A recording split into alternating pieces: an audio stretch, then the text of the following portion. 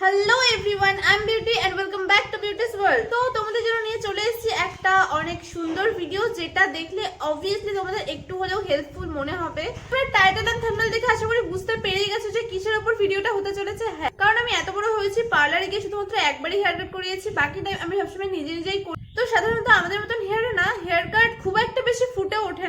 Step cut and deep layer এসব দিলে একমাত্র বোঝা যায়, তাছাড়া খুব একটা বোঝা যায় না। তো আমি সেজন্য খুব একটা হেয়ার কাট মানে ডিজাইনের উপর আমি ফোকাস করি না, জাস্ট আমি ট্রিম করে রাখি।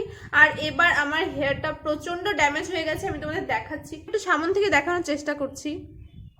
এই দেখো পুরো কিরকম হয়ে গেছে, ড্যামেজ হয়ে গেছে, স্প্লিটেন্স হয়ে গেছে, সবগুলোর একদম দুটা করে মুখ বেরিয়ে গেছে।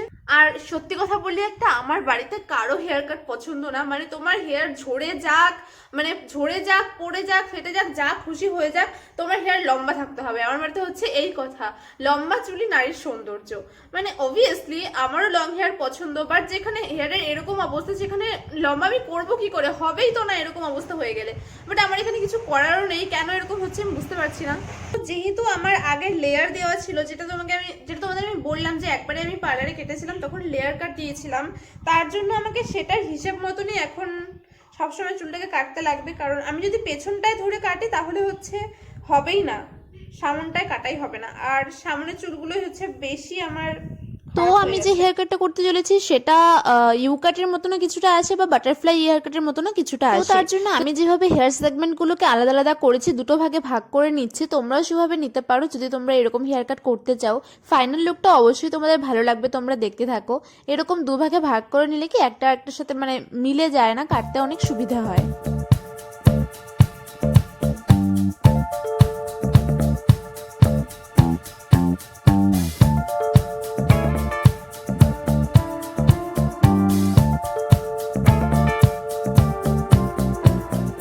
আচ্ছা, তোমাদের কার কার কোন রকম হেয়ার ভালো লাগে বলো তো, শর্ট হেয়ার না লং হেয়ার? আমার তো লং হেয়ারই ভালো লাগে, শর্ট হেয়ার আমার খুব একটা ভালো লাগে না, আর আমার মুখে মানায়ও না। पर हाय मेरी फुटी किस्मत, मेरी तो होते ही नहीं है। তো দেখো গাইস, তোমাদের সাথে বকতে বকতে আমার হেয়ার কাট তো কমপ্লিট হয়ে গেছে। তো তোমরা ফাইনাল রেজাল্ট দেখার জন্য কি এক্সাইটেড? আমি তো প্রচন্ড এক্সাইটেড, কারণ অনেক সাহস নিয়ে আমি কেটেছি। আর তো দেখে নাও আমার ফাইনাল রেজাল্ট।